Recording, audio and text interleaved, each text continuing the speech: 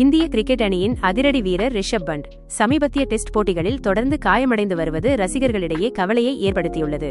3வது டெஸ்டில் கைவிரலிலும் அதைத் தொடர்ந்து 4வது டெஸ்டில் காலிலும் காயமடைந்துள்ளார். தற்போது அவருக்கு சிகிச்சை அளிக்கப்பட்டு வருகிறது. ஒரு முக்கிய வீரர் தொடர்ந்து இதுபோன்று காயங்களில் சிக்குவது இந்திய அணிக்கு நிச்சயம் ஒரு பின்னடைவாகும்.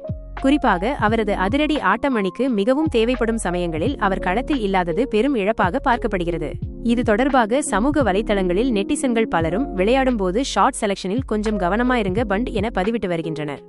அவரது அதிரடி ஆட்டம் ஒருபுறம் இருந்தாலும் சில சமயங்களில் அவர் தேர்வு செய்யும் ஷாட்கள் தேவையில்லாத அவுட்களுக்கும் காயங்களுக்கும் வழிவகுப்பதாக பரவலான கருத்து நிலவுகிறது.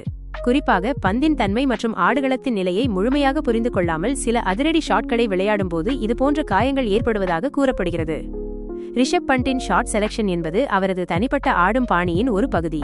அவர் எப்போதும் பந்துவீச்சாளர்களை அழுத்தத்திற்கு உள்ளாக்கும் நோக்கில் அதிரடியாக விளையாடுபவர். இது பலமுறை அணிக்கு வெற்றிகளை பெற்று தந்திருக்கிறது.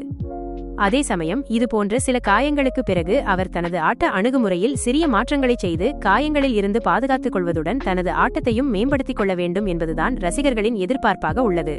அவரது அதிரடி ஆட்டம் குறையாமல் சற்று விவேகத்துடன் ஷாட்களை தேர்வு செய்வது அவரது நீண்டகால கிரிக்கெட் வாழ்க்கைக்கு உதவும்.